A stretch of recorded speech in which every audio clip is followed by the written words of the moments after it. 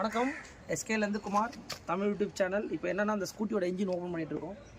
மெயினாக வந்து பார்த்திங்கன்னா இன்ஜின் ஓப்பன் பண்ணுறதுக்கு இது ஒரு ஸ்பெஷல் ஹேமர் சுற்றி. கண்டிப்பாக இந்த மாதிரி ஒரு சுற்றியை நம்ம கண்டிப்பாக வச்சுக்கிட்டோம்.